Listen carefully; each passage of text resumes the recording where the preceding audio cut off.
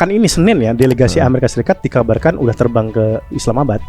Tapi Iran nggak mau karena ada masalah terakhir di mana Selat Hormuz itu diblokade dan kapal tankernya Iran dibolongin sama Amerika Serikat dan dibajak, disita oleh Amerika Serikat. Itu yang dikejar-kejar di Selat Malaka itu? Iya. Ini kapalnya nih? Iya, itu salah satunya. Dan Iran itu kan nyuplai juga kemana? Dari Selat Hormuz itu kan ke Malaysia, ke Indonesia, atau ke negara-negara lain ya kan. Pas mau pulang ini yang mau dikejar balik sama Donald Trump. Dan satu yang udah kena, kapal Tosca. Sekarang di dalam kekuasaan Amerika. Sekarang di dalam kekuasaan Amerika. Makanya Iran mengatakan it's the armed piracy, pembajakan bersenjata.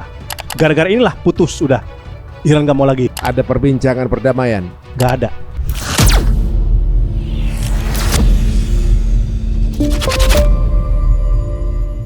Mungkin nggak sih kalau mereka akan berjalan dalam waktu dekat ini? Kan dia pasti butuh dana. Dana dari mana Israel? Israel udah nyiapin dana perang sama Turki. Jadi Israel sudah punya dana perang. Israel udah menyiapkan dana perang jauh sebelum perang melawan Iran. Karena tadi yang saya bilang target mereka sebenarnya Turki. Tapi Turki nggak kepancing. Dia tahu perang Israel kepada Turki ini hanya untuk pengalihan isu Gaza. Dan Israel butuh perang untuk menutupi kegagalan-kegagalannya di Palestina. Ya kalau menang, kalau tetap kalah juga kan tetap hancur di negara. Iya pasti ya akan hancur kayak gitu. Nah itu yang sebenarnya dicoba dilakukan oleh Israel untuk mencoba memancing-mancing serangan ke Turki. Saya kemarin ke Suriah ya, September 2025. Itu Israel loh ternyata masih melakukan serangan ke beberapa wilayah Suriah. Bahkan Kementerian Pertahanannya Suriah itu kan hancur lebur oleh serangan yang dilakukan oleh Israel gitu. Itu kan pancingan agar Turki masuk dalam melakukan peperangan di Suriah. Jadi medan pertarungannya selain antara di Turki dan di Israel itu juga di Suriah. Ditarik ke Suriah? Ditarik ke Suriah. Karena kan ini Asara sekarang ini Netanyahu kan kesel. Asara ini walaupun udah stigma teroris, radikalis gitu ya. Kemudian segala macam cematan yang negatif lah. Tetapi dia masih diterima di Eropa. Dia pandai lah berdiplomasi kayak gitu ya. Ke Eropa, ke Amerika, ke Rusia, ke Turki. Dia diterima. Nah Netanyahu kan ada, wah ini sebenarnya walaupun udah kami stigmatisasi, ternyata dia malah diterima dalam tanda kutip sama kawan-kawan dianya juga, Eropa kayak gitu ya kan. Dan bagi Netanyahu, Ahmad Al-Shara walaupun sudah dianggap moderat, tetap dia teroris berdasi. Oh, tetap dia nganggap ini sebuah ancaman. Sebuah ancaman, cepat atau lambat loh. Karena bersentuhan kali ya negaranya. Berbatasan langsung. Ya. Gitu kan dulu dataran tinggi Golan kan dicaplok sama Israel. Itu kan yang dituntut oleh di PBB. Sebenarnya dataran tinggi Golan dalam proses PBB itu harus dikembalikan kepada Suriah. Tetapi kan Israel nggak mau. Dan itu juga menjadi tuntutan Ahmad Shara. Gitu. Dan Ahmad Shara sekarang udah mulai agak-agak bandel sama Amerika. Ngapain? Contohnya? Contohnya ya, dia mengatakan Amerika mengatakan dataran tinggi Golan adalah milik Israel. Ahmad Shara nggak dia protes. Dataran tinggi Golan adalah milik bangsa Suriah, bukan Amerika. Bukan Israel. Bukan Israel, seperti itu. Kemudian kita lihat ya, Ahmad Al-Shara kemudian mencoba melakukan komunikasi dengan Putin. Makanya saya nggak begitu sepakat kalau dikatakan Ahmad Al-Shara itu anti Amerika. Loh dia sama Putin juga dekat. Ya, mirip Indonesia juga. Ya kan gitu. Bahkan menariknya ya, ketika Assad jatuh, negara pertama, kedutaan besar pertama Suriah di luar negeri yang cepat ganti benderanya dari benderanya Assad kemudian ke bendera revolusi itu Rusia. Oh. Kayaknya Ahmad Al-Shara ini bermain ya. Bermain ya, pragmatis ya. Gitu. Ibaratnya bersiasah gitu ya. Ya namanya juga negaranya 90% masih di bawah garis kemiskinan. Dia pasti kan berdiplomasi. Nah, ini yang sama Turki sedang dia asistensi. Peralatan militernya, kemampuan tempurnya. Kemarin ketika saya ke Suriah, di beberapa tempat itu posko-posko militer Turki banyak banget. Nah ini Netanyahu kan kesel. Al-Shara ini walaupun udah stigma teroris, radikalis gitu ya. Kemudian segala macam cematan yang negatif lah. Tetapi dia masih diterima di Eropa. Dia pandai lah berdiplomasi kayak gitu ya. Ke Eropa, ke Amerika, ke Rusia, ke Turki. Dia diterima. Nah Netanyahu kan ada, wah ini sebenarnya walaupun udah kami stigmatisasi, ternyata dia malah diterima dalam tanda kutip sama kawan-kawan dianya juga, Eropa kayak gitu ya kan. Dan bagi Netanyahu, Ahmad Al-Shara walaupun sudah dianggap moderat, tetap dia teroris berdasi. Oh, tetap dia nganggap ini sebuah ancaman. Sebuah ancaman, cepat atau lambat loh. Karena bersentuhan kali ya negaranya. Berbatasan langsung. Ya. Gitu kan dulu dataran tinggi Golan kan dicaplok sama Israel. Itu kan yang dituntut oleh di PBB sebenarnya dataran tinggi Golan dalam resolusi PBB itu harus dikembalikan kepada Suriah. Tetapi kan Israel nggak mau, dan itu juga menjadi tuntutan Ahmad Shara. Gitu. Dan Ahmad Shara sekarang udah mulai agak-agak bandel sama Amerika. Ngapain? Ya, Contohnya? Contohnya ya, dia mengatakan Amerika mengatakan dataran tinggi Golan adalah milik Israel. Ahmad Shara nggak dia protes. Dataran tinggi Golan adalah milik bangsa Suriah, bukan Amerika. Bukan Israel. Bukan Israel, seperti itu. Kemudian kita lihat ya, Ahmad Al-Shara kemudian mencoba melakukan komunikasi dengan Putin. Makanya saya nggak begitu sepakat kalau dikatakan Ahmad Al-Shara itu anti Amerika. Loh, dia sama Putin juga dekat. Mirip Indonesia juga. Ya kan gitu. Bahkan menariknya ya, ketika Assad jatuh, negara pertama, kedutaan besar pertama Suriah di luar negeri yang cepat ganti benderanya dari benderanya Assad kemudian ke bendera revolusi itu Rusia. Oh. Kayaknya Ahmad Al-Shara ini bermain ya. Bermain ya, pragmatis ya. Gitu. Ibaratnya bersiasah. Bersiasah. Gitu ya. Ya namanya juga negaranya 90% masih di bawah garis kemiskinan. Dia pasti kan berdiplomasi. Nah, ini yang sama Turki sedang dia asistensi. Peralatan militernya, kemampuan tempurnya. Kemarin ketika ke Suriah, di beberapa tempat itu posko-posko militer Turki banyak banget. Ya, antara Turki dengan Syria kan memang secara bahasa komunikasinya mereka ada hubungan. Waktu itu kan pernah ada yang foto-foto bareng itu di ya sama Pak Prabowo tuh. Berdua itu kan ibaratnya kayak sesuatu terjadi dengan Syria, Turki bisa turun. Iya. Ya, karena mungkin ada pragmatis juga kan. Iya. Nah, jadi kemungkinan kalau terjadi perangnya di Syria bukan di Turki. Menurut saya di berbagai tempat. Gitu. Di Turki, di Israel, di Suriah, ataupun mungkin tempat-tempat lain Laut Mediterania, kayak gitu. Karena sekarang Turki ini menarik.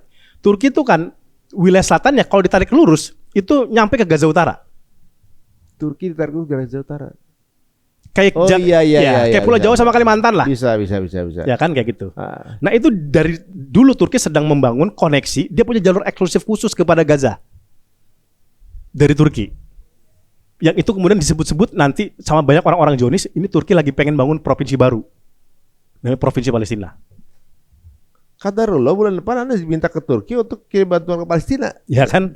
Berarti gitu. memang ada akses ke sana ya? Ya, direncanakan, cuman kan masih mentok sama Mesir. Ya. Gitu, Mesir belum berizin, makanya nanti kemudian menarik ya, Turki walaupun sama Mesir itu punya banyak pandangan berbeda, khususnya tentang wafatnya Mursi dan Ikhwan, relatif sekarang masalah mereka coba ditepikan.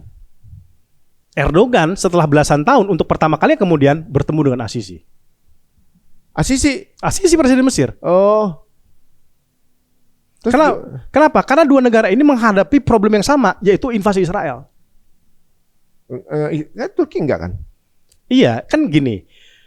Warga Gaza ini kan rencananya akan dikosongkan oleh Israel. Kemana? Ke Mesir.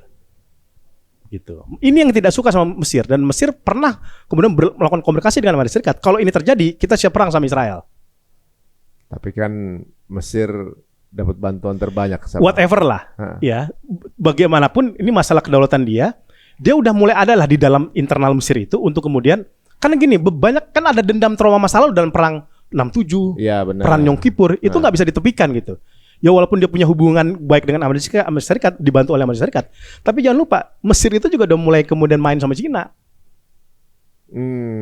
gitu, main sama Turki, yang itu nggak pernah dilakukan sama mereka selama ini. Oke. Mesir butuh Turki untuk kemudian menjadi apa ya? Pesan kepada Israel, gue udah gandeng Turki nih, anggota NATO, negara terbesar kedua NATO. Turki juga butuh Mesir untuk dapat akses dari wilayah Turki menuju Palestina.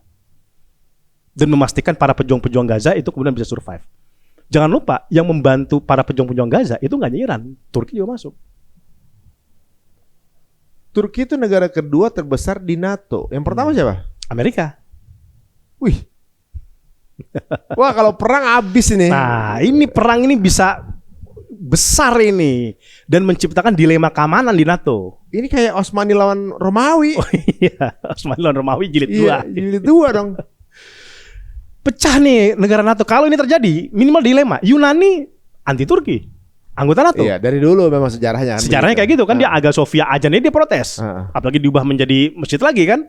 Lah kan dulu yang kejadian perang di apa namanya? Di pantai apa? Yang pakai pasukan Australia. Aduh, itu kan waktu Ataturk kan Yunani juga kan? Yunani. Gitu. Wah, ini makin complicated ya. Melebar dong berarti. Iya, karena kan Israel itu butuh perang. Ini negara atau entitas yang nggak bisa hidup kalau nggak ada perang. Tapi kan sekarang justru kerugian buat mereka besar banget ini. Pasti besar. Tapi kalau ekonomi Zionis masih jalan. Loh, tapi ini negara Israel butuh puluhan tahun untuk bangkit lagi nih. Iya. Siapa coba sekarang yang mau investasi itu? Satu. Yang mau wisata di situ siapa? Satu. Yang mau wisata orang ke Aqsa paling baru wisata. Iya. Ya maksudnya kan orang Islam yang ke Aqsa ya kalau misalnya meninggal syahid gitu kan. Iya.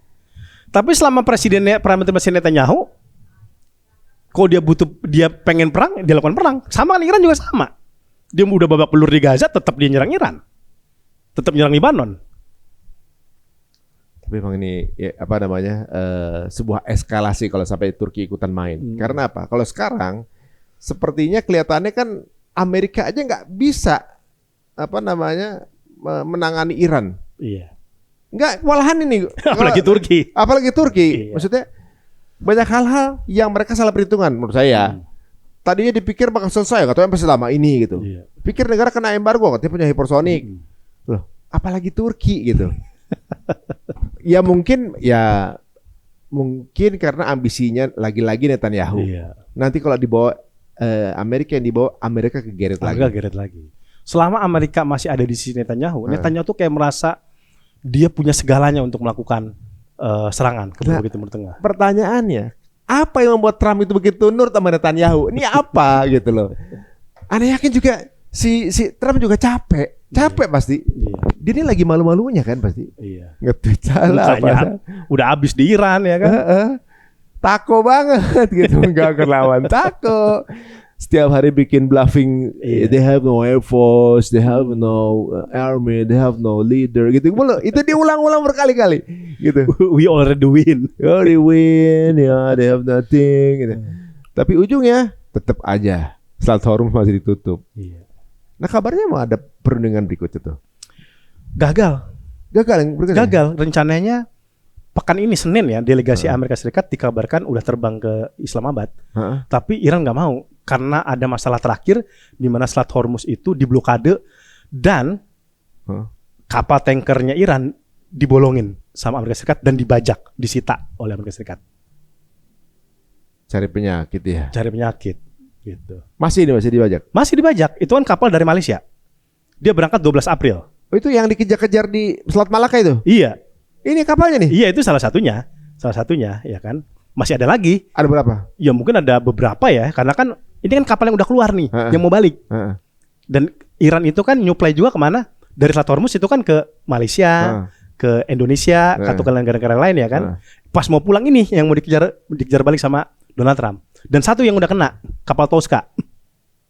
Yang sekarang dalam kekuasaan Amerika. Sekarang di dalam kekuasaan Amerika. Makanya Iran mengatakan it's the army piracy, pembajakan bersenjata.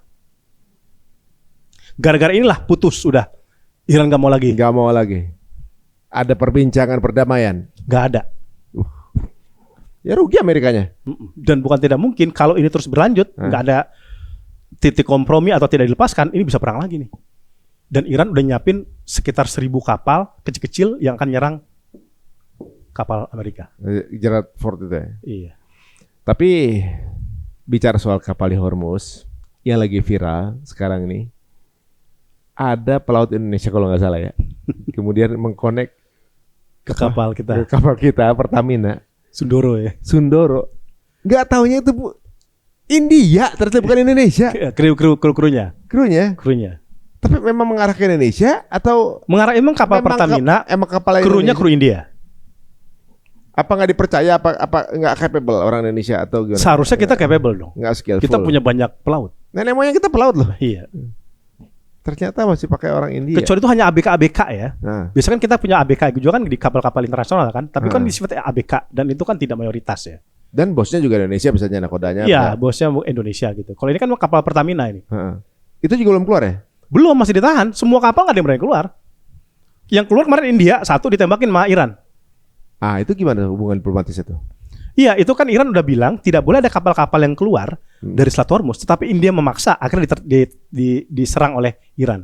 Dan India ini kan juga sekutunya Amerika Serikat ya, walaupun dia juga punya hubungan kuat dengan dengan Iran secara teknis perminyakan. Gitu. Itu pun nggak jadi, tetap dilakukan tembakan oleh Iran. Sekarang ada 400 kapal yang tertahan di Hormuz, yang itu akhirnya nggak berani keluar. Berarti 400 juta barrel tuh.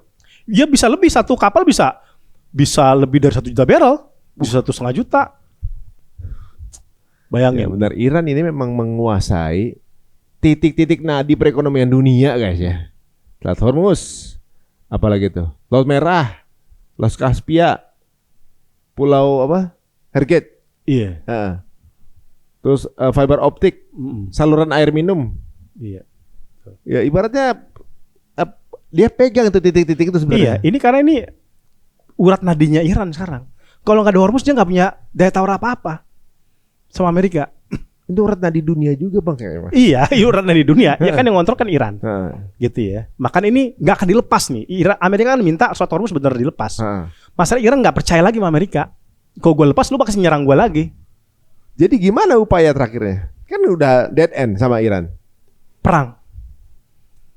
Kemungkinan kembali berlanjutnya perang lagi. Tapi katanya kan kalau dari darat itu kemungkinannya maksudnya akan jauh merugikan buat Amerika kan. Iya. Karena mereka juga nggak punya pangkalan militer lagi kan yang bisa dideketin situ kan.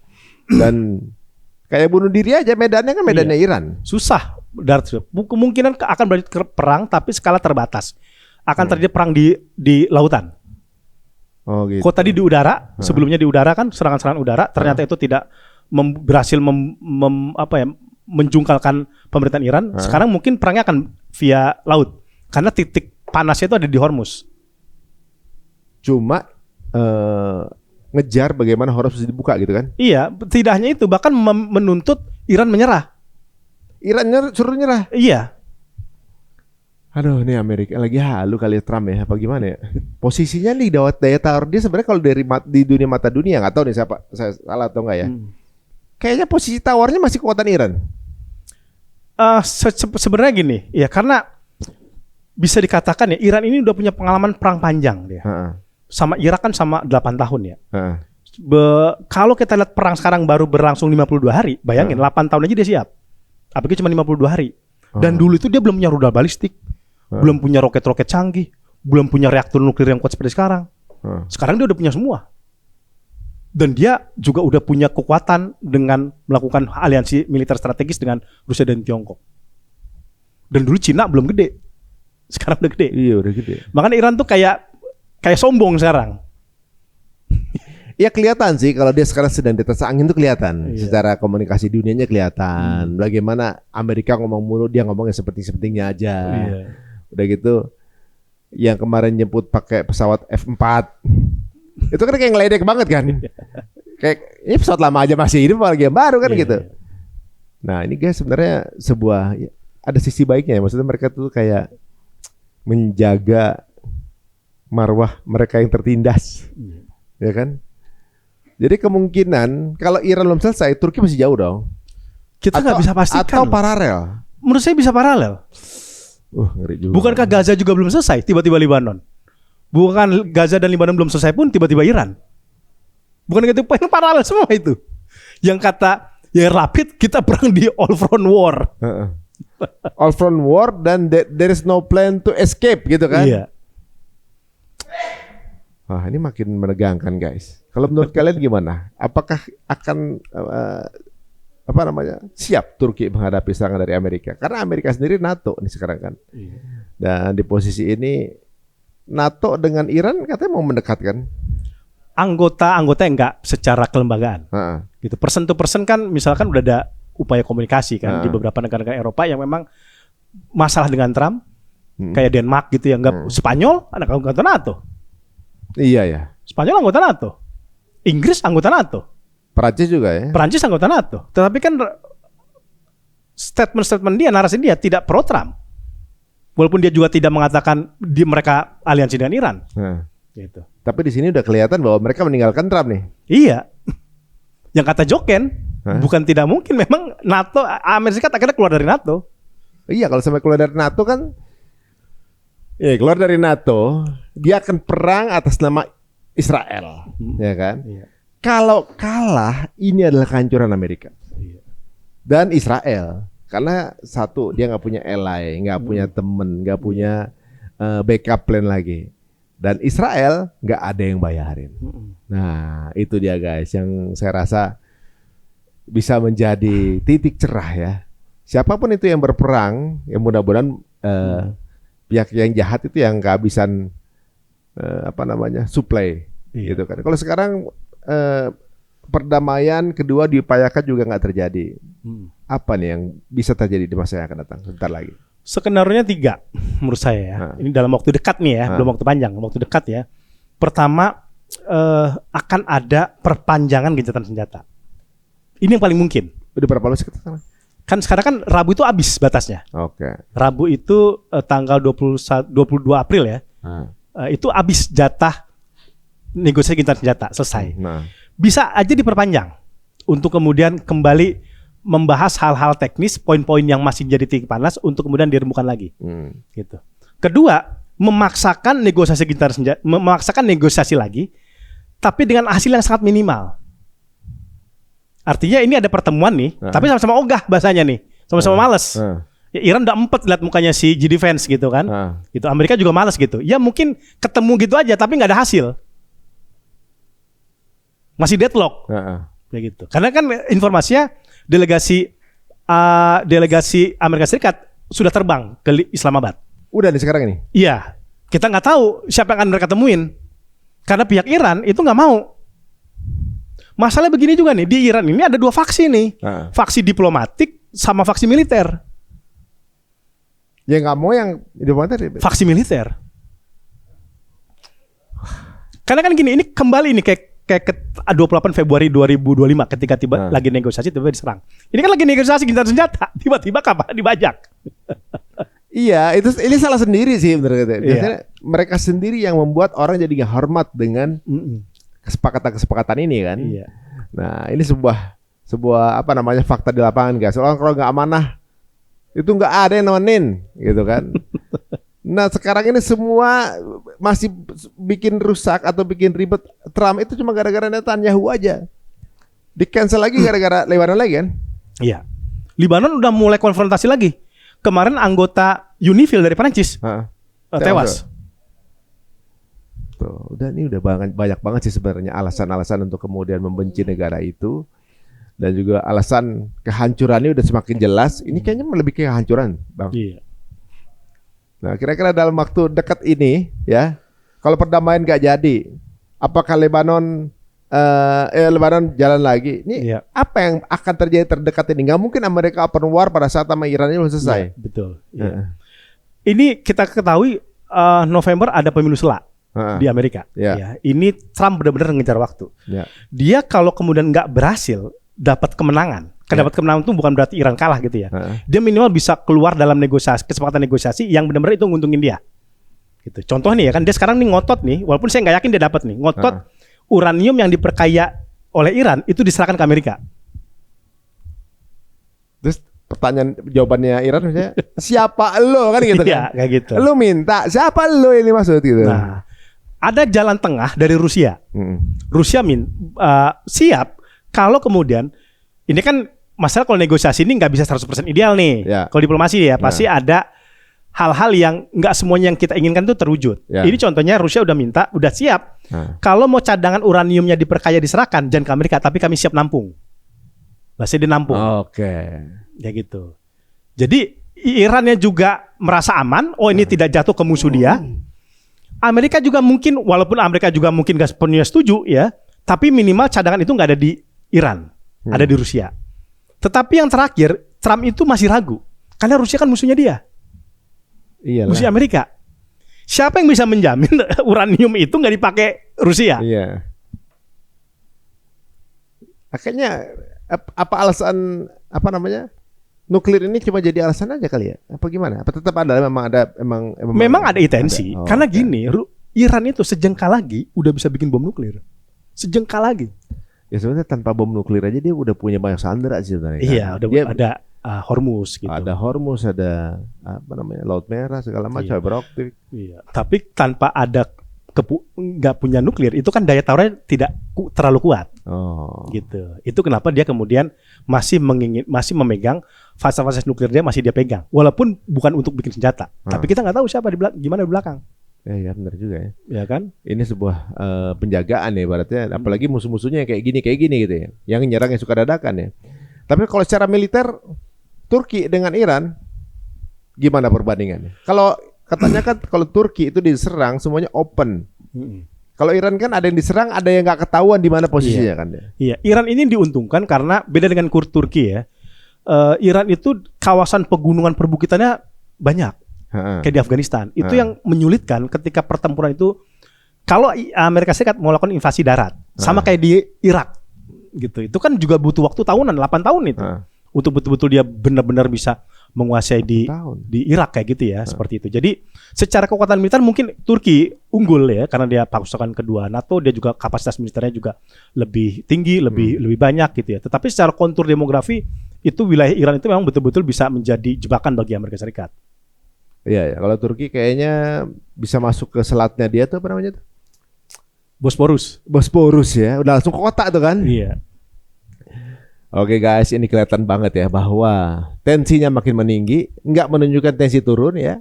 Iran lagi di atas angin, kayak cewek yang lagi habis kena ngambek, kemudian nggak bisa dibujuk gitu. Iya. Yang bujuk, kalau ada progres dikit ngerasa dia jadi pahlawan, ya kan? Iya. Dibuka tuh kadang-kadang apa segala macam gitu. Dia butuh itunya tuh Trump tuh. Dia cuma butuh alasan untuk bisa keluar dari perang dalam keadaan harum, ya kan? Iya. Nah, ini dia nih. Kan dia mungkin lagi pusing nih, ada orang ada namanya Netanyahu ngajakin perang mulu, ngacur-ngacurin kredibilitas.